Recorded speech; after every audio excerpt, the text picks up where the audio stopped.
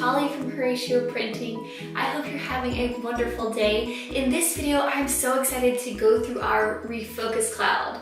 This is one of my favorite exercises. It's actually the first exercise I ever created when I was making our very first planner back in 2014. So I'm going to take you back to that moment in my life and a little bit about why this was created.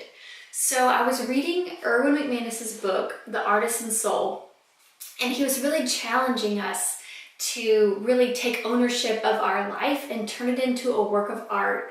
And he is a really firm believer that we are all artists created in the image of God. And the thing about creating your life into a masterpiece is that we have to be really intentional, especially with what distractions are holding us back. And so he gives a challenge to list out your distractions and create an exit strategy.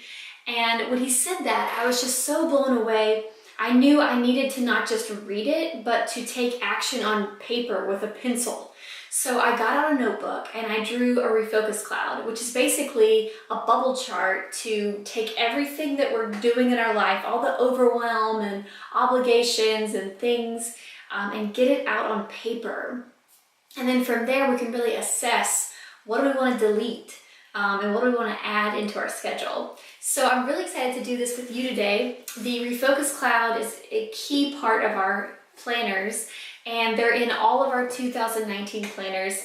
It's an exercise that you do 4 times a year. So you do it at the beginning, and then you do it every seasonal refresh. So I'm going to hop into our gray dream planner. This is the newest. And go to the front and show you our Refocus cloud. So it kind of looks like a little bubble chart. Hopefully you can see. I know it's a little bright in here. I'm going to show you my Refocus cloud. This is one I did recently. So you can see it's really full of all kinds of different things. And we're going to go over and create one right now together.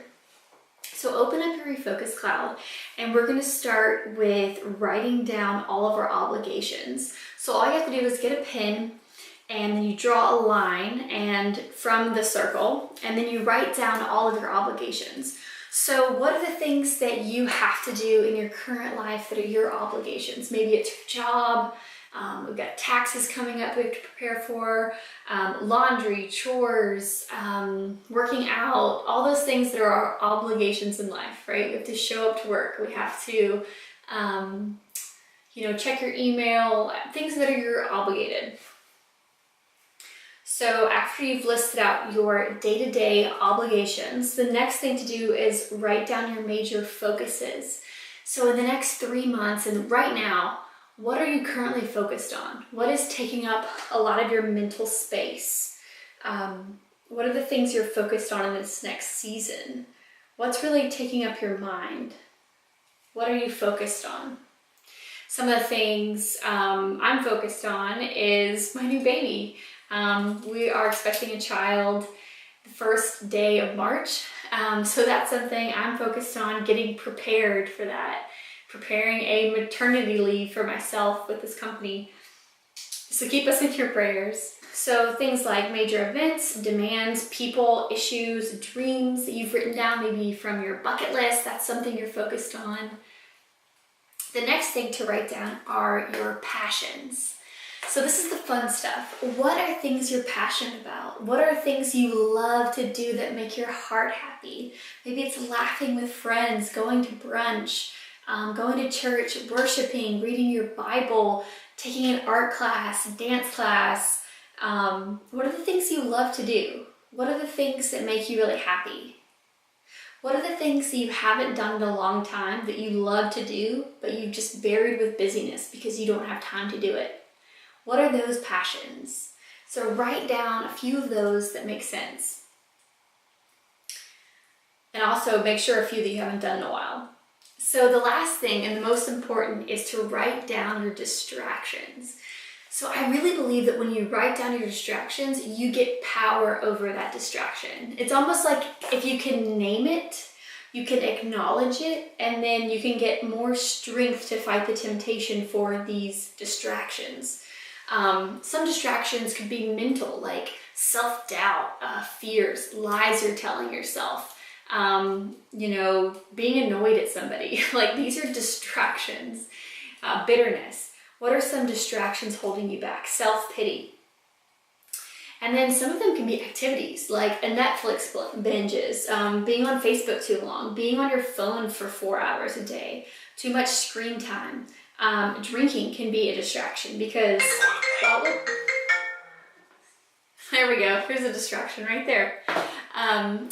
What are the things that could be a distraction? Like, for example, I was just saying drinking can be a distraction. Not that I'm saying all drinking is bad or anything like that. I'm not getting one side or the other. But if you drink too much and then your next day is ruined, that's a huge distraction, not only for that day, but your productivity for the next day and your health. So what are some unhealthy distractions in your life right now?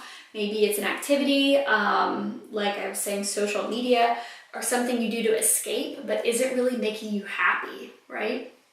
So list out these distractions.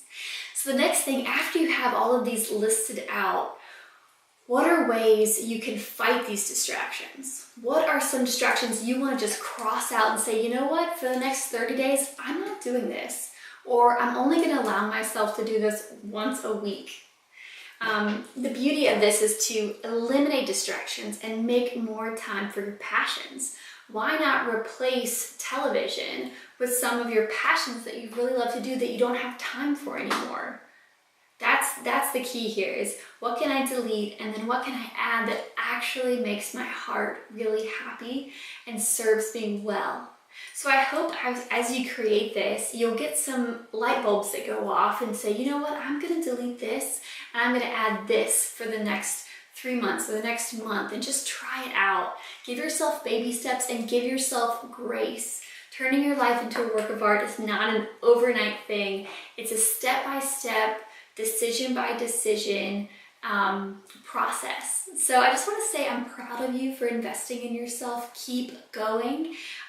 Maybe you want to revisit this whenever you are, planning out your week. You can go back, check out your Refocus Cloud. Remember the things you want to add back into your weekly schedule.